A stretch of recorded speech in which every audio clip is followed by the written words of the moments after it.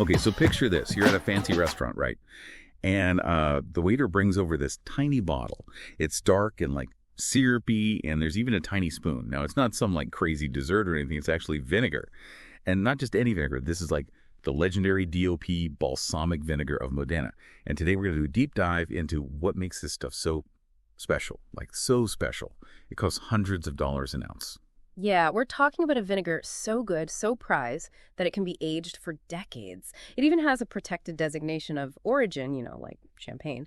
And our guide today is an article from Emilia Delizia. They're experts on Italian food tours, so they know their stuff. They've got all the info on the history, how it's made, even how to visit the producers yourself if you're ever in Modena.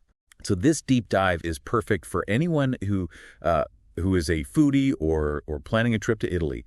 We'll uncover the secrets of DOP, learn about all the different types of balsamic vinegar, and maybe even pick up some tasting tips along the way.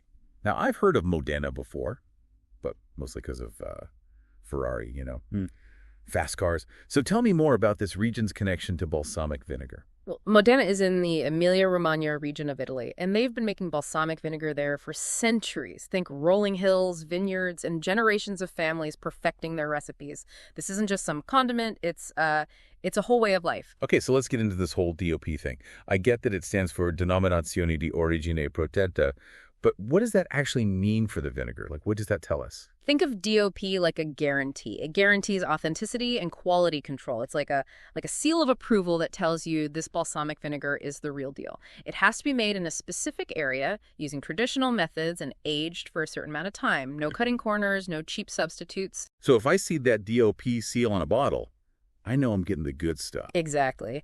And there are actually two main types of DOP balsamic vinegar from Modena. You have the Aceto Balsamico Tradizionale di Modena DOP, which is the traditional aged balsamic vinegar. And then there's the Aceto Balsamico di Modena IGP, which stands for Indicazione Geografica Protetta. It's a slightly less strict designation. Okay, so let's start with the Tradizionale. The article mentions it's aged for at least 12 years. Sometimes even decades. So is it really that different from the balsamic vinegar I see like at the grocery store? Oh, absolutely. The Tradizionale DOP is made from cooked grape must, which is basically just freshly pressed grape juice that's been reduced down to a syrup. And it's aged in a series of wooden barrels called a batteria.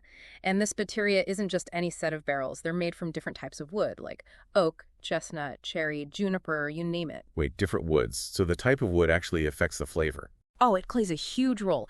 Each wood imparts its own unique character to the vinegar. For example, oak might add vanilla or spicy notes, while chestnut could give it a nutty flavor. The acetaio, that's the vinegar maker, carefully selects and blends these woods, almost like an artist composing a masterpiece. So it's not just about time, it's about the whole environment the vinegar is aged in. And this aging process can go on for decades. Yes. The vinegar is transferred through the batteria, moving to progressively smaller barrels as it ages and evaporates. And this concentration process is what gives the Tradizionale DOP its thick, syrupy texture and that intensely concentrated flavor. The longer it ages, the more complex and nuanced the flavor becomes. That's incredible. So it's like each barrel is adding another layer of complexity. Now I got to ask. Yeah. If 12 years is the minimum, what's the oldest balsamic vinegar you've ever heard of? Well, some producers have vinegars that are over 100 years old, passed down through generations. These are truly precious and rare and usually only used for very special occasions. Wow, that's amazing. And within the Tradizionale, there are even subcategories, right? That's right. There's the Affinato, which is aged for at least 12 years. And then the Extra Vecchio, meaning extra old, aged for at least 25 years. You can even tell them apart by the bottle caps, white for Affinato and gold for Extra Vecchio. So if I'm looking for the most intense, complex balsamic experience, I'd go for the Extra Vecchio. It's definitely a good choice for those who appreciate the finer things in life. All right, so we've covered the Tradizionale. What about that other DOP balsamic vinegar, the Aceto Balsamico di Modena IGP? The IGP is like the Tradizionale's younger sibling. It's still made with grape must, but it's aged for a shorter period, at least 60 days. And it may have some wine vinegar added. This makes it more affordable and versatile for everyday cooking. So if the tradicional is for special occasions, the IGP is for like drizzling on salads or marinating chicken. Exactly. But don't underestimate the IGP. While the younger ones are great for everyday use, there are also aged IGPs that can be just as delicious and complex as some tradicional, especially those that have been aged for a few years. Now I'm starting to get a real sense of this vinegar's history and prestige. The article mentions visiting traditional balsamic vinegar producers, these aceiteas. So what's it like to actually visit one of these places? Imagine walking through rows of ancient barrels, each filled with a slightly different balsamic. You can just breathe in that sweet, tangy aroma. It permeates the air. It's like stepping back in time, witnessing centuries of tradition and passion for this craft. And I bet there are tasting opportunities. Oh, absolutely. Many producers offer guided tours and tastings where you can sample different varieties, learn about the aging process. You can even purchase bottles to take home. Okay, visit an acetea is officially going on my bucket list. And speaking of producers, the article mentions Acetia Giusti as the oldest producer in the world. What makes them so special? Acetia Giusti was founded in 1605, and they've been producing balsamic vinegar in the same traditional way ever since. They have this incredible museum. You can see antique barrels and documents that chronicle their history. It's a must-visit for anyone interested in the heritage of balsamic vinegar. Wow, 1605. That's over 400 years of history in one place. And their balsamic must be something else after all those years. It is truly exceptional. They have a wide range of vinegars, some aged for over a century, and their expertise is unmatched. So if someone wants to try the best of the best, Yeah. Acetia Giusti is the place to go. It's definitely a top contender. But there are many other fantastic producers in Modena, each with their own unique style and approach. The article even provides a whole list of them, so listeners can explore and find one that resonates with their taste. Okay, so we've covered a lot of ground already, but I have a feeling there's even more to uncover. So tell me, what are some of the less obvious ways people are using this gourmet vinegar? Well, we've talked about using it on salads and marinades, but chefs are getting really creative. You'll find it drizzled over risotto, aged cheeses, grilled fish, even strawberries and ice cream. The possibilities are endless. Wow, I never would have thought to put it on ice cream, but I can see how that sweet and tangy flavor would be amazing with something creamy. This deep dive is making me realize how little I knew about balsamic vinegar. I mean, I've always had a bottle in my pantry, but I never considered it to be this, like, gourmet ingredient with so much history and nuance. It's a common misconception. Most people are only familiar with the inexpensive, mass-produced balsamic vinegar you find at the supermarket. But once you experience the real deal, the DOP Balsamic Vinegar of Modena, it's like a whole new world opens up. I'm already starting to look at balsamic vinegar differently. That's the beauty of these deep dives, isn't it? They allow us to look beyond the surface and discover the hidden depths of even the most familiar things. This has been incredible. I can't wait to hear what other insights you have about DOP balsamic vinegar about. It's fascinating, how balsamic vinegar goes from simple grape must to this complex, layered condiment. That aging process we talked about really is the key. Yeah, you mentioned that the traditional DOP is aged in a battery of different wood barrels. But how do producers actually decide which woods to use and when? Is it like a secret recipe passed down through generations? It's definitely a mix of tradition and personal touch, Each aceitio has their own methods, but generally they'll use a combination of woods like oak, chestnut, cherry, mulberry, and juniper.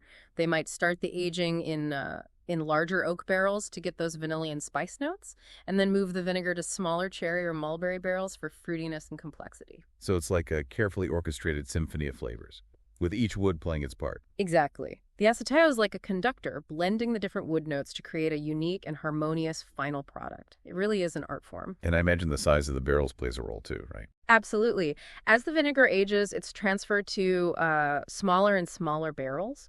This concentrates the flavor and creates that syrupy texture that's characteristic of aged balsamic vinegar. So the smaller the barrel, the more intense the flavor. Generally speaking, yes. The smaller barrels have a greater surface area of wood in contact with the vinegar, which speeds up the aging and concentration process. Now, earlier you mentioned that some traditional DOP balsamic vinegar is aged for over 100 years. Is that even possible? Wouldn't it eventually, evaporate completely? It's a slow and meticulous process. The acetia will carefully top up the barrels each year with vinegar from the next barrel in the botteria. This makes sure that there's always a continuous flow of aging vinegar. It's a delicate balancing act passed down through generations. It's almost like they're tending to a living thing, constantly nurturing and replenishing it. That's a great way to put it. It requires a deep understanding of the process and a lot of patience. I can only imagine how precious those century-old vinegars must be. They're considered family heirlooms, often passed down through generations. They're rarely sold commercially and reserved for the most special occasions. So we've talked a lot about the traditional DOP, but what about the IGP? Does it go through a similar aging process? While the IGP is still aged in wooden barrels, the process is a bit different. It's typically aged for a shorter period, starting at a minimum of 60 days. And as we mentioned earlier, some wine vinegar can be added to the grape must. So the IGP is a quicker process, which makes sense considering it's more of an everyday balsamic vinegar. Exactly. But even within the IGP category, there's a range of quality and complexity. You can find IGPs that have been aged for several years, and they can be surprisingly nuanced and delicious. So how can someone tell the difference between a younger IGP and one that's been aged longer? Well, the label will often indicate the age, but you can also tell by the color and texture. A younger IGP will be lighter in color and have a thinner consistency, whereas an aged IGP will be darker, more syrupy, and have a more complex flavor profile. So if I'm looking for a more intense IGP, I should look for one that's darker and thicker. That's a good rule of thumb. And don't be afraid to experiment. Try different brands and ages to see what you like best. Now, the Emilia Delizia article mentioned that Modena is a true culinary paradise. So what else should foodies know about this region? Modena is a food lover's dream. It's home to amazing markets, overflowing with fresh produce, cured meats, and cheeses. They're famous for Parmigiano Reggiano cheese, which happens to pair beautifully with balsamic vinegar.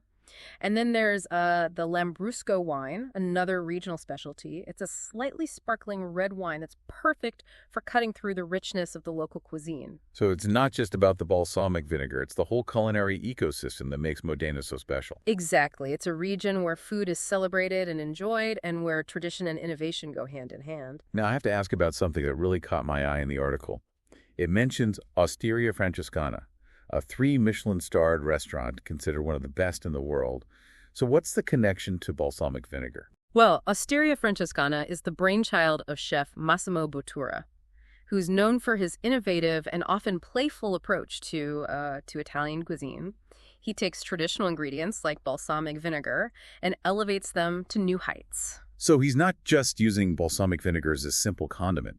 He's incorporating it into his dishes in creative and unexpected ways. Exactly. He might use a few drops of aged balsamic to add depth to a sauce, or he might create a dish that showcases the vinegar as the star ingredient. He's known for pushing boundaries and redefining what Italian cuisine can be. That's incredible. It sounds like a testament to the versatility of balsamic vinegar. It really is. And it shows how a simple ingredient, when treated with respect and creativity, can become something truly extraordinary. So if someone is lucky enough to visit Modena, a meal at Osteria Francescana should be at the top of their list. It's an experience that will change your perception of food. But be warned, reservations are notoriously difficult to get. I can only imagine. But it sounds worth the effort. It's a culinary pilgrimage for serious foodies. Now, you mentioned earlier that the article also includes a list of balsamic vinegar producers. So what advice would you give someone who wants to explore different producers and find their perfect bottle? I'd say don't be afraid to experiment. Try different ages, different wood combinations, different producers. Each acetea has its own unique style, and you might be surprised by what you discover. Some producers focus on traditional methods, while others are more experimental. It's all about finding what resonates with your palate. So it's like a treasure hunt, searching for that hidden gem of balsamic vinegar. Exactly. And the journey is part of the fun. You'll learn so much about the history, the craft, and the passion that goes into making this liquid gold. I'm definitely feeling inspired to start my own balsamic vinegar adventure. It's a delicious journey, full of surprises and delights. This deep dive has been incredible. I've learned so much about DOP Balsamic Vinegar of Modena, from the history and production process to the incredible culinary experiences it can unlock. It's been a pleasure to share my knowledge with you. And I think we've just scratched the surface. There's still so much to explore in the world of balsamic vinegar. We've only just begun to unlock its secrets. Well, I can't wait to see what else we uncover. It's amazing how much there is to know about something as simple as balsamic vinegar. I have to admit, I never gave much thought to what was in that bottle in my pantry. Before this deep dive, I mean. Yeah, it's true. Balsamic vinegar often gets overlooked. People just think of it as a salad dressing. But it's so much more than that. We've talked about the history, the production, all the different types of balsamic vinegar. But I'm curious, how does someone actually use this stuff? I mean, besides the obvious, drizzling over salads, marinating chicken. Well, that's where the fun begins. DOP Balsamic Vinegar of Modena is so versatile. Let's start with the tradicional, the aged balsamic. Because it's so concentrated and complex, you really only need a few drops to add a burst of flavor. So the little goes a long way. Absolutely. Try drizzling a few drops over fresh strawberries or a wedge of Parmigiano Reggiano cheese. The sweetness of the fruit or the saltiness of the cheese will perfectly complement the sweet and tangy vinegar. Now, that's a combination I never would have thought of. You can also add a drizzle to risotto right before serving. It'll add a depth of flavor and a beautiful shine to the dish. Okay, I'm taking notes. What about using the tradicional in savory dishes? It can be fantastic with grilled meats or fish.